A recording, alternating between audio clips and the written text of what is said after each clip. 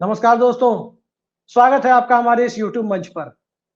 दोस्तों, नीतीश कुमार तो अब चले गए, भारतीय जनता पार्टी के साथ चले गए, इंडिया गठबंधन का साथ छोड़कर चले गए और इंडिया गठबंधन के को बनाने में उनकी भूमिका से जिस प्रकार से इनकार नहीं किया जा सकता, ठीक उसी प्रकार से जिस प्रकार का काम उन्होंने भारतीय जनता पार्टी के साथ जाकर और इंडिया गठबंधन को डिच करके किया है, उस चीज को सार्वजनिक जीवन में कोई स्वीकार भी नहीं कर सकता और उसकी प्रशंसा भी नहीं कर सकता। लेकिन अब सवाल उठता है कि कांग्रेस के अंदर क्या चल रहा है, इंडिया गठबंधन के अंदर क्या चल रहा है। तो कांग्रेस के अंदरूनी सूत्रों से जो जानकारी मिल रही है कि अब जो बात ममता बनर्जी ने कही थी, अरविंद केजरीवाल ने उसका समर्थन किया था, अब वो वक्त बेहद करीब है। अगले 24 घंटे, 48 घंटे, 72 घंटे या हफ्ते दिन कभी भी सार्वजनिक तौर पर इसका ऐलान हो सकता है कि कांग्रेस पार्टी और इंडिया गठबंधन दलित प्रधानमंत्री के चेहरे के साथ आगामी लोकसभा चुनाव में उतरने जा रही है। लेकिन ऐलान सिर्फ इतना भर नहीं है, वो चेहरा कौन होगा और किस प्रकार से नरेंद्र मोदी के सामने मौजूदा दौर में चुनौती पेश की जाएगी और क्या नरेंद्र मोदी को बनारस में ही घेरने की तैयारी है। विपक्ष के सामने, इंडिया गठबंधन के सामने विकल्प क्या है और जो बात राहुल गांधी काफी पहले से कांग्रेस के अंदर कहते रहे हैं, उस पर सहमति बनाने की कोशिश करते रहे हैं, क्या उस बात को अब कांग्रेस पार्टी ने मन बना लिया है कि चूंकि नीतीश कुमार की राष्ट्रीय महत्वाकांक्षा की वजह से वो ऐलान नहीं हो पा रहा था, कांग्रेस इस बात को रोक कर रखी हुई थी, क्या उसका वक्त अब करीब आ गया है। कांग्रेस के अंदर की खबरों की पल पल की जानकारी रखने वाले लखनऊ विश्वविद्यालय के प्रोफेसर रविकांत जी के पास हम चलते हैं। रविकांत जी, बहुत बहुत स्वागत है आपका। किस प्रकार की हलचल इंडिया गठबंधन में है और क्या आपको लगता है कि जिस प्रकार से ममता बनर्जी ने कांग्रेस अध्यक्ष मल्लिकार्जुन खड़गे को पीएम कैंडिडेट के तौर पर प्रोजेक्ट करने की जो कवायद की थी, जिसे खड़गे साहब ने खुद ही डाउन कर दिया था।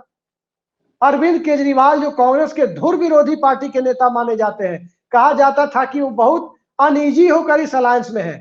अब जब नीतीश कुमार की वजह से इस बात को टाला जा रहा था कि नीतीश कुमार की भी एक राष्ट्रीय महत्वाकांक्षा है, उन्होंने इस गठबंधन को जोड़ा है और इस वजह से दलित प्रधानमंत्री के नाम के तो दलित पीएम कैंडिडेट के नाम के ऐलान में जो देरी हो रही थी, क्या अब लगता है आपको कि वो देरी होने वाली है या बजट का ऐलान कर रहे हैं। निश्चित तौर पर मुझे लगता है कि अब इंडिया अलायंस के पास एक बड़ा जो ट्रम्प कार्ड है उसका इस्तेमाल करने का समय आ गया है।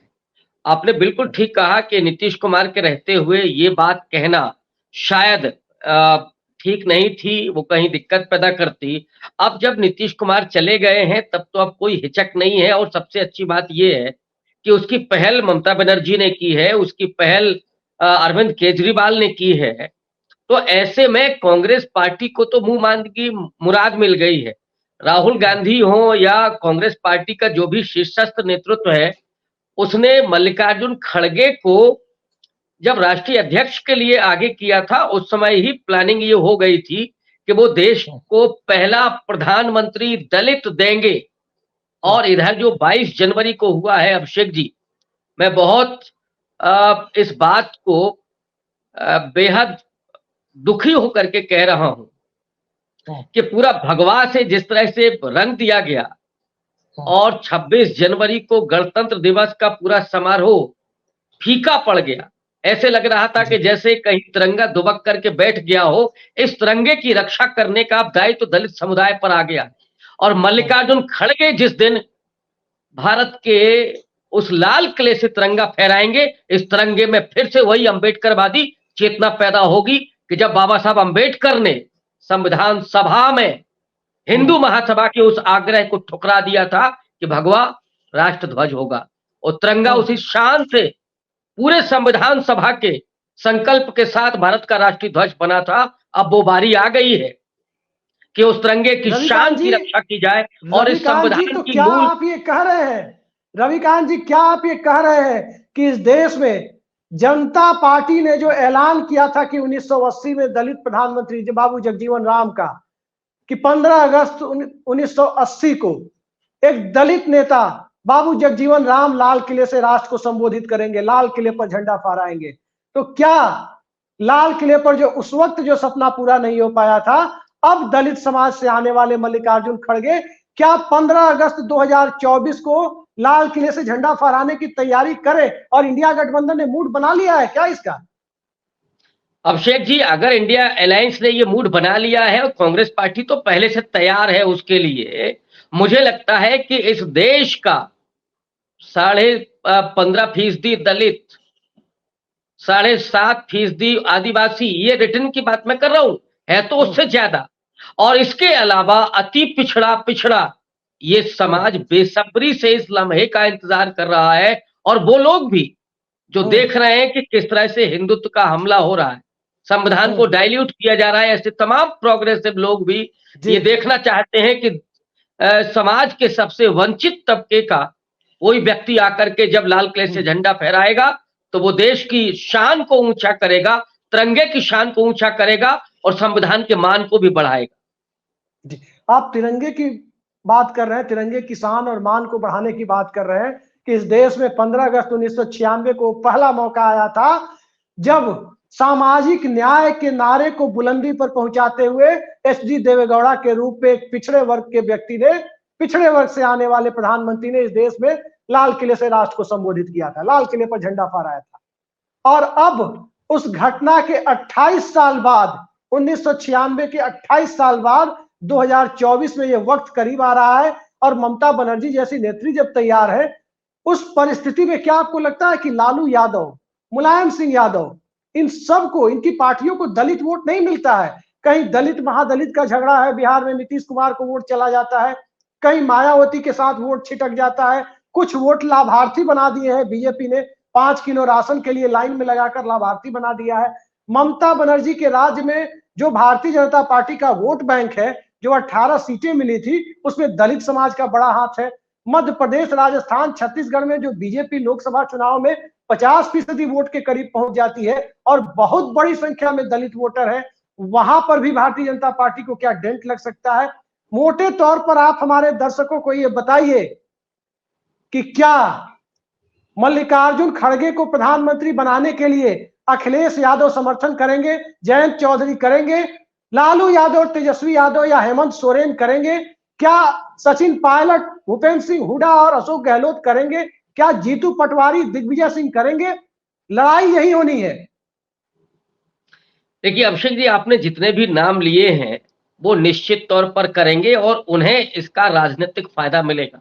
मसलन उत्तर प्रदेश की हम बात करें तो अखिलेश यादव को दलित वोट नहीं मिलता है, लेकिन जब वो खुशी से मल्लिकार्जुन खड़गे के नाम का समर्थन करके और पूरे प्रदेश में रैलियां करेंगे कि हम मल्लिकार्जुन खड़गे के रूप में पहला दलित प्रधानमंत्री देना चाहते हैं, तो उत्तर प्रदेश का 21.5% दलित, 21.5% जो दलित है, वो पलक पावड़े बिछा करके सारे गिले शिकवे भुला करके अखिलेश यादव के कंधों को मजबूत करेगा। और जब अखिलेश यादव के कंधे मजबूत होंगे, और ये भी संकेत दिया आपने कि मल्लिकार्जुन खड़गे बनारस से चुनाव लड़ सकते हैं, ये तो सूत्र बता रहे हैं रविकांत जी। मतलब जिस प्रकार से बिहार में जो पलटी मारने का खेल होता है, उसमें मुख्यमंत्री पद नालंदा जिले के पास ही रहता है, नीतीश कुमार के पास ही रहता है, तो क्या प्रधानमंत्री का पद बनारस के सांसद के पास ही रहेगा, सिर्फ चेहरा बदल जाएगा? देखिए, मल्लिकार्जुन खड़गे सीधे तौर पर चुनौती देंगे और इसका एक बड़ा फायदा ये होगा, साइकोलॉजिकल फायदा, कि भारतीय जनता पार्टी के लोग अगर खड़गे जी पर हमला करेंगे तो ये चोट 21.5% दलितों को लगेगी, और दलितों को लगेगी तो जो अति पिछड़ा है, बिहार में 33%, उत्तर प्रदेश में भी कमोबेश ऐसे ही है, उसको भी कहीं ना कहीं ये एहसास होगा कि इस वंचना की वजह से इस तरह के शब्दों का हमला किया जा रहा है। तो ये कंसोलिडेशन होगा दलित वोट का, पिछड़े वोट का, और उसका फायदा सीधे तौर पर इंडिया अलायंस को मिलेगा, भाजपा को नुकसान होगा। उसी तरह से बिहार में भी अगर लालू प्रसाद यादव मल्लिकार्जुन खड़गे का झंडा लेकर के बुलंद करेंगे, तेजस्वी यादव जब दलित प्रधानमंत्री बनाने की बात करेंगे, तो जीतन राम मांझी हो या चिराग पासवान, सब क्या करेंगे? खड़ा होना पड़ेगा। या मायावती क्या बोल पाएंगी? मायावती को भी खामोश रहना पड़ेगा, और मायावती को तो आ जाना चाहिए था। मायावती के लिए बड़ा अवसर था, अगर वो नहीं आती हैं तो अभिषेक जी, मैं लखनऊ में बैठा हूं और मेरे कई तमाम मित्र हैं जो बसपा के कार्यकर्ता हैं, लीडर हैं, वो ये कह रहे हैं कि अगर खड़गे जी का नाम अगर आगे आता है तो हम सब कुछ छोड़ करके कांग्रेस पार्टी के साथ जाएंगे, कांग्रेस का समर्थन करेंगे, कांग्रेस को वोट दिलवाएंगे। तो ये खड़गे जी का एक बात जलवा होगा जी, उत्तर प्रदेश में, बिहार में, रविकांत जी, और आप चाहे हरियाणा की बात करें, चाहे राजस्थान की, मध्य प्रदेश की बात करें, चाहे आप आंध्र प्रदेश की, दलित पूरे भारत में मौजूद है। थोड़ा हो सकता है, कहीं ज्यादा हो सकता, पंजाब में कितना बड़ा फायदा होगा आपका, बंगाल में कितना, जिस मतुआ समाज पर नजर लगाए बैठे हैं मोदी जी, वो मतुआ समाज तो इस बार ममता बनर्जी के साथ जाएगा। और पंजाब में जहां 33% से बल्कि 35% जहां दलित है, वो मल्लिकार्जुन खड़गे के लिए वोट नहीं करेगा। और वो जमीन है जो कांशीराम जहां पैदा हुए, और महाराष्ट्र वो जहां बाबा साहब अम्बेडकर जहां उन्होंने काम किया। उद्धव ठाकरे और शरद पवार के लिए भी एक तरह से बहुत बड़ा विनिंग फैक्टर लेकर के मल्लिकार्जुन खड़गे आएंगे। जो बात आप कह रहे हैं डेफिनेटली इससे समझ में आ रही है। और बनारस की जो पोजीशन है वो यूपी बिहार बॉर्डर पर है। और मैं अपने दर्शकों को याद दिला दूं कि जो बात रविकांत जी कह रहे हैं, नरेंद्र मोदी ने भी अपनी पोजीशनिंग जब 2013-14 में की थी प्रधानमंत्री पद के लिए, तो एक तरफ वो बड़ौदा से, गुजरात के बड़ौदा से चुनाव लड़ रहे थे, वहीं दूसरी तरफ यूपी बिहार के बॉर्डर पर मौजूद बनारस से चुनाव लड़ने के लिए पहुंचे थे। और बनारस से चुनाव लड़ने का असर यह हुआ कि इस देश में नरेंद्र मोदी ने नॉन डोमिनेंट ओबीसी यानी गैर प्रभुत्वशाली ओबीसी जातियों को जिस प्रकार से हिंदुत्व की लाइन पर खड़ा किया, और जिस प्रकार से उसके बाद रविकांत जी आपको भी याद होगा प्रियंका गांधी ने कहा था कि नरेंद्र मोदी नीची राजनीति करते हैं उसी चुनाव में, और उस नीची राजनीति को नीची जाति शब्द से जिस प्रकार से नरेंद्र मोदी ने जोड़ दिया, उसमें बहुत सारी दलित जातियां एक तरफा भाजपा के पक्ष में खड़ी हो गई। और यूपी बिहार दोनों को मिलाकर अगर गठबंधन सहयोगियों को उस वक्त छोड़ भी दिया जाए, 93 सीटें, 71 और 22, 93 सीटें भारतीय जनता पार्टी ने हासिल कर ली थी। तो अब क्या आपको लगता है कि राहुल गांधी ने ट्रम्प कार्ड क्या इसी दिन के लिए बचा के रखा था कि नीतीश कुमार अगर पलटी मारते हैं उसके बाद इस देश को दलित प्रधानमंत्री का रास्ता खुल जाएगा?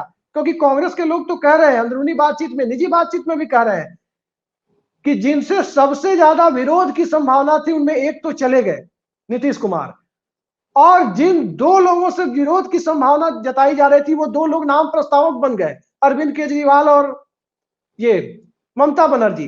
क्या लगता है अब ऐलान होने में कितना वक्त बाकी? मुझे लगता है कि अब कोई असमंजस नहीं है और कहीं से कोई विरोध नहीं है। वो शरद पवार से लेकर के उद्धव ठाकरे तक ये सारे लोग इस मत के समर्थन में खड़े होंगे कि मल्लिकार्जुन खड़गे को पहले दलित पीएम फेस के रूप में नरेंद्र मोदी के सामने खड़ा किया जाए। और ये इसलिए भी जरूरी है क्योंकि भाजपा का चाहे प्रवक्ता हो, चाहे अदना सा कार्यकर्ता हो, चाहे वो आईटी सेल का हो या फिर वो मोदी भक्त हो, यही पूछता है कि मोदी के सामने कौन, मोदी के सामने कौन। तो वो होगा ना, असली होगा जो दक्षिण भारत से 50 साल के राजनीतिक करियर को जिसने कांग्रेस पार्टी में दिया, जिसने कभी सत्ता के लिए किसी पद के लिए काम नहीं किया, जो अनवरत देश के लिए समर्पित रहा, वो मल्लिकार्जुन खड़गे सबसे निचले पायदान से निकल करके, और वो जिसका परिवार हैदराबाद के उस पूरे जो युद्ध हुआ था उसके खिलाफ खड़ा हुआ था। यानी आप तो सांप्रदायिक राजनीति भी नहीं खेल सकते। तो जिस तरह से उनके पूरे परिवार को खत्म कर दिया गया था, वो एक ऐसा इशू होगा कि जिस पर खड़गे जी को घेरना नामुमकिन है। तो ऐसे में सबसे बड़ा ट्रम्प कार्ड ये कांग्रेस पार्टी का नहीं बल्कि पूरे इंडिया अलायंस का, और इंडिया अलायंस का मैं इसलिए कह रहा हूं कि इस नाम पर सबकी सहमति और इस कार्ड पर सबकी सहमति होगी, और इसीलिए ये तो सबसे बड़ा कोई बाधा नहीं है रविकांत जी। ममता बनर्जी उनकी प्रस्तावक थी पिछली इंडिया गठबंधन की बैठक में, अरविंद केजरीवाल उनके प्रस्तावक थे, कांग्रेस पार्टी में सहमति है। लालू यादव और अखिलेश यादव को वोट चाहिए दलितों के, वो उनका विरोध करने की स्थिति में नहीं है। पश्चिमी उत्तर प्रदेश में कहा जाता है कि जाट और जाटो, मोटे तौर पर जाट और दलित एकता यदि हो गई तो फिर किसी पार्टी के लिए कोई रास्ता बचता नहीं है। और जहां तक सवर्णों की बात है तो नरेंद्र मोदी तो सवर्ण है नहीं, और जब बहुजन समाज पार्टी के दलित नेतृत्व के साथ सवर्ण जाकर बसपा को बहुमत दिला सकते हैं, खासकर उत्तर प्रदेश के परिप्रेक्ष्य में कहे तो कांग्रेस तो सवर्णों की पार्टी कही जाती रही है। उसे वोट देने में क्या आपको लगता है कि कांग्रेस पार्टी के दलित नेता को प्रधानमंत्री बनाने में क्या इस देश के सवर्ण वर्ग के लोगों को कोई दिक्कत आएगी क्या? नहीं नहीं, बिल्कुल बिल्कुल नहीं आएगी। लेकिन अभिषेक जी, कांग्रेस पार्टी के पास आधार सवर्णों का है नहीं। देखिए, राम मंदिर के इशू से अपर कास्ट और ज्यादा कंसोलिडेट हुआ है बीजेपी के पक्ष में। लेकिन जो वोटर बीजेपी से नाराज है या तटस्थ स्थिति में है, जो विकल्प की तलाश में है, वो निश्चित तौर पर मल्लिकार्जुन खड़गे के नाम के ऐलान के बाद बहुत ज्यादा उत्साहित होगा। और इसका फायदा अखिलेश यादव को भी मिलेगा, अखिलेश तेजस्वी को भी मिलेगा। तो किसी भी प्रदेश में हर राजनीतिक दल को मिलेगा जो बीजेपी के खिलाफ खड़ा होगा। इसलिए ये जो ट्रम्प कार्ड है, वो सबसे ज्यादा बुनियादी अब होने जा रहा है, सबसे ज्यादा मारक होने जा रहा है। और मुझे लगता है कि यही बहुत जल्दी ऐलान होगा। और ममता बनर्जी की मैं बात इसलिए कर रहा था कि अभी औपचारिक ऐलान नहीं हुआ था, अभी सिर्फ सामान्य तौर पर बात रखी गई थी। लेकिन अब औपचारिक जब ऐलान होगा तो ये सारे लोग मल्लिकार्जुन खड़गे के साथ खड़े होंगे और उनको पीएम का फेस बनाएंगे। और यही कहीं ना कहीं एक बड़ा टर्निंग पॉइंट होगा, जिसे अभी माना जा रहा है कि इंडिया अलायंस बेहद कमजोर हो गया है नीतीश के जाने के बाद। इस कमजोरी की बड़ी भरपाई और उससे ये कहिए कि सकारात्मक प्रभाव मल्लिकार्जुन खड़गे के नाम के ऐलान के साथ होगा। कहीं कोई इसमें वो रुकावट नहीं आनी है, कहीं कोई अवरोध पैदा नहीं होना है। क्योंकि नीतीश कुमार के जाते ही अगर कोई था तो जाहिर तौर पर नीतीश कुमार सूत्रधार थे इंडिया अलायंस के, ये तो स्वीकार करना पड़ेगा। लेकिन उनके खुद ही चले जाने से अगर वो यहाँ होते और उसके बावजूद खड़गे जी का नाम का ऐलान होता, तो शायद आप ये कहते कि उनके साथ नाइंसाफी हुई है। लेकिन नीतीश कुमार तो खुद ही चले गए हैं, अब तो ये भी आप आरोप नहीं लगा सकते हैं। मुझे लगता है कि इंडिया अलायंस तो दोनों के लिए तैयार था कि जैसी स्थिति बने तो नीतीश कुमार को भी पीएम बनाया जाए, या फिर जो समर्थक पार्टियां हैं वो चाहे तो खड़गे जी का नाम का ऐलान करें। तो आपको तो क्या अभी तो लगता है दोनों ही रविकांत जी, आपको क्या लगता है कि नीतीश कुमार के जाने के बाद और नीतीश कुमार के जाने से क्या आपको लगता है कि इंडिया गठबंधन को कंफ्यूजन दूर करने का एक बहुत सुगम रास्ता खुद नीतीश कुमार ने दे दिया है? डेफिनेटली डेफिनेटली बहुत आसान रास्ता दे दिया है। और ये ऐलान नहीं हो पाता अगर नीतीश जी होते, तो जाहिर तौर पर ये दोनों नाम रहते, उस दौड़ में रहते, लेकिन किसी नाम का ऐलान नहीं हो पाता। तो इससे दोनों समाजों में कंफ्यूजन की स्थिति रहती। लेकिन अब बहुत साफ हो गया है कि पीएम का फेस कौन होगा, और फिर उस आधार पर चीजें तय होंगी, रणनीति तय होगी। और आप देख लीजिए, जो भी राजनीतिक दल हैं वो डेफिनेटली दलित वोटों का कंसोलिडेशन चाहते हैं। और नरेंद्र मोदी ने एक बड़े हिस्से को, एक बड़े दलित वोट बैंक को अपने साथ जोड़ा है। जैसे ही खड़गे जी का नाम का ऐलान होगा, ये वोट बैंक अपने आप निकल जाएगा वहां से, और ये बड़ा डेंट लगेगा बीजेपी की राजनीति पर। जी, दो सवाल है छोटे छोटे। पहला सवाल, देखिए आज की तारीख में जो चुनावी राजनीति हो गई है, पिछले 15-20 सालों को यदि आप ध्यान में रखें तो 4 तरह के वोट है, 4 तरह के। जो लोकसभा चुनाव में जो 4 फैक्टर है वोटों को जुटाने के, 4 तरह के वोट आप कह सकते हैं। एक है दल या गठबंधन का आधार वोट, जैसे सपा, राजद, कांग्रेस, इन सब का अलग अलग राज्यों में एक आधार वोट है। आप कह सकते हैं हेमंत सोरेन की जेएमएम या ममता बनर्जी या जो भी पार्टियां हैं, उद्धव ठाकरे, शरद पवार, इन सबका एक आधार वोट है। कांग्रेस के अंदर जो क्षेत्रीय छत्रप है उनका एक आधार वोट है, मसलन सचिन पायलट, हुड्डा, जीतू पटवारी, दिग्विजय सिंह, सबका एक आधार वोट। और आधार वोट एक होता है पहला किसी दल या गठबंधन का। दूसरा होता है आधार वोटों के साथ चेहरे पर मिलने वाला वोट, जो सीएम और पीएम कैंडिडेट के चेहरे पर आता है। तीसरा वोटर होता है फ्लोटिंग वोटर, जिसके लिए अग्निवीर, रोजगार, महंगाई, बेरोजगारी का मुद्दा है ही, इसके साथ साथ आपको सामाजिक न्याय की बात है, इसके साथ साथ ओल्ड पेंशन स्कीम की बात है, तमाम बातें हैं। ये सारी बातें होती है, आपको एक तीसरा वोट होता है। और चौथा वोट भी एक होता है। वो चौथा वोट दरअसल होता है किसका? वो चौथा वोट होता है इस देश के उस तबके का, जिस तबके को लोग कहते हैं कि जिसको जगाने की जरूरत है। राहुल गांधी तीसरे वोट पर बहुत फोकस करते हैं, और कांग्रेस पार्टी की के नुकसान की एक बड़ी खबर यह है, वो एक बड़ी वजह यह है कि राहुल गांधी महंगाई की बात करेंगे, बेरोजगारी की बात करेंगे, मनरेगा की अवधि बढ़ाने की बात करेंगे, पैसा देने की, सब बातें अच्छी अच्छी करेंगे, लेकिन उसका फायदा तब दिखता है जब आपके पास बेस वोट हो। आप घर आपके पास हो उसी पे रंगाई पुताई कर सकते हैं, लेकिन उसके पहले घर होना जरूरी है। अदरवाइज आप कोई भी पेंट खरीद करके ले जाए वो आपके काम का नहीं है। मल्लिकार्जुन खड़गे के साथ क्या आपको लगता है कि नरेंद्र मोदी जो कहते हैं कि उनके पास, या बीजेपी के लोग कहते हैं कि आखिर उनकी टीम का कप्तान कौन है, बारात का दूल्हा बीजेपी के पास, एनडीए के पास है, क्या आपको लगता है कि मल्लिकार्जुन खड़गे के सामने आने के बाद एक नए कलेवर में पॉलिटिक्स जा रही है और वो पॉलिटिक्स कहीं ना कहीं जा करके टिक जाएगी खड़गे बनाम राहुल गांधी पर, खड़गे बनाम नरेंद्र मोदी पर, मल्लिकार्जुन खड़गे बनाम नरेंद्र मोदी पर वो टिक जाएगी? हाँ, निश्चित रूप से, और ये बड़ी महत्वपूर्ण होगी, क्योंकि एक तरफ तो वो हैं जिन्होंने कहा कि हमने चाय बेची है, और खड़गे जी ने जवाब दिया कि अरे भाई मेरी तो कोई चाय भी नहीं पीता है। दूसरा वो होंगे जो दिन में 4 ड्रेस बदलते हैं और रोना ये रोते हैं कि वो गरीब पृष्ठभूमि से आए हैं, लेकिन 8,000 करोड़ के आप हवाई जहाज में उड़ते हैं और 8 करोड़ की कार में चलते हैं। उस तरफ ये होंगे। मल्लिकार्जुन खड़गे वो हैं जो एक ही आपको वेशभूषा में दिखाई पड़ते हैं, और वो भारतीय संस्कृति वाले धोती कुर्ते में दिखाई पड़ते हैं। आज़ादी के आंदोलन में उनका पूरा परिवार और वो शरीक रहे, वो एक पृष्ठभूमि है। नरेंद्र मोदी की पृष्ठभूमि अपनी आरएसएस की है, जो दलितों, पिछड़ों के अधिकारों का लगातार हनन कर रही है। आज ही यूजीसी का जो एक नोटिफिकेशन आया है उसको आप देख लीजिए, कि जिसमें जो टीचिंग है, टीचिंग में कैसे एससी, एसटी, ओबीसी का रिजर्वेशन खत्म करना है, इसकी पूरी पृष्ठभूमि तैयार हो गई है। तो ये मुद्दे होंगे, कास्ट सेंसस का इश्यू होगा। नरेंद्र मोदी ये बात तो जरूर करते हैं कि वो ओबीसी हैं, लेकिन सवाल ये है कि ओबीसी के लिए आपने क्या किया है?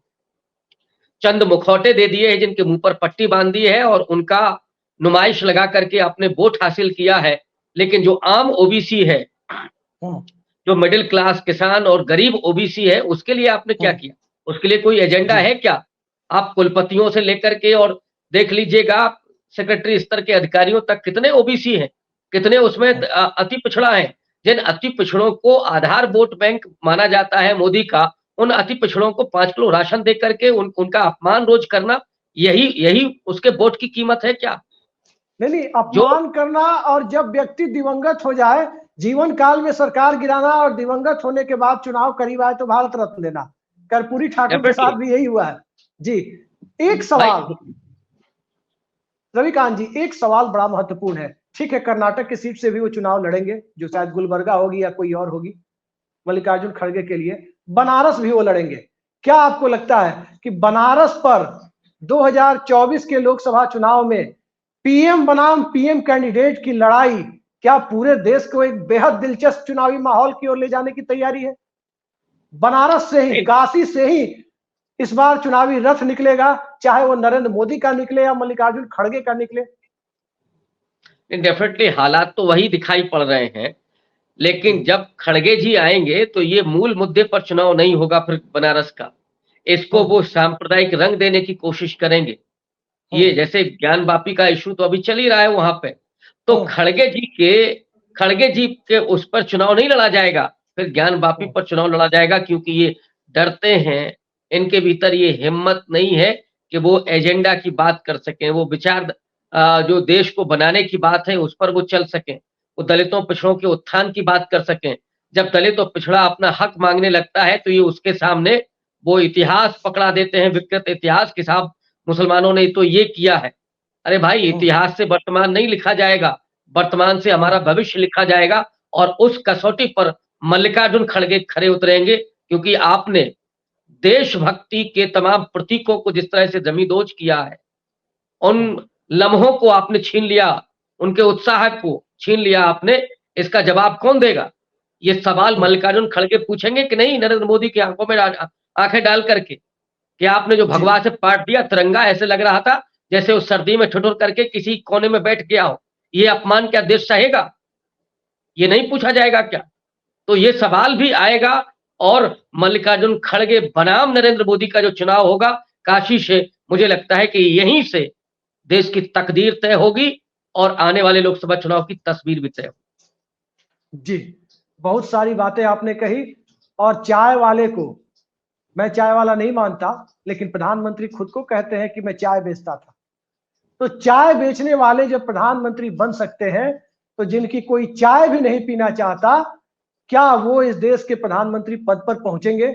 और इस बार का चुनाव काशी के रण से तय होगा, और काशी के रण में जो परिस्थितियां दिखाई दे रही है, मुझे लगता है रविकांत जी, चलते चलते एक छोटा सा जवाब आपसे चाहेंगे कि काशी से आने वाले एक नेता को कांग्रेस ने प्रदेश अध्यक्ष जब बनाया था तो कुछ संकेत उस वक्त मिल गए थे कि अंदरूनी टास्क क्या दिया गया है, जिसको कांग्रेस पार्टी ने दबा कर रखा है। अब धीरे धीरे वो खुल रहा है कि काशी दरअसल एक नए तरह की, बनारस दरअसल, जिसमें बनारस में रस बहुत है, ध्यान रखिए, और बनारस में रस इतना है, और कांग्रेस ने जो संकेत दिया था वो संकेत क्या आपको लगता है कि उस वक्त जो किया गया लोग समझ नहीं पाए? सीधा जवाब। हाँ, निश्चित तौर पर मुझे लगता है कि अजय राय को इसीलिए प्रदेश अध्यक्ष बनाया गया कि बनारस में क्या आगे की रणनीति होगी, और ये बात अब संकेत में समझ में आने लगी है। तो डेफिनेटली अजय राय वो है जो नरेंद्र मोदी के सामने चुनाव लड़ भी चुके हैं। उनकी आधी तो तैयारी वैसे भी रहती है, बनारस से हैं भी वो। ऐसे में मल्लिकार्जुन खड़गे का वहां पर पहुंचना, वो जो रस है बनारस में, उसको और ज्यादा रसाभूत बनाने का काम ये चुनाव करेगा, और यही इस देश की तकदीर भी तय करेगा। बिल्कुल, और देखते हैं आने वाले वक्त में क्या होता है। लेकिन बनारस में जिस प्रकार की तैयारी अंदरूनी सूत्रों के हवाले से बताई जा रही है, उससे साफ जाहिर होता है कि चंद्रशेखर रावण को भले ही नामांकन नहीं करने दिया गया था पिछले चुनाव में, लेकिन मल्लिकार्जुन खड़गे को नामांकन करने से रोकने की हैसियत इस देश में न तो चुनाव आयोग की है, चुनाव आयोग वैसे रोकता भी नहीं है, उसके संवैधानिक दायित्व है कि रोकने वाले को रोके, और न तो इस देश में किसी राजनीतिक दल में है।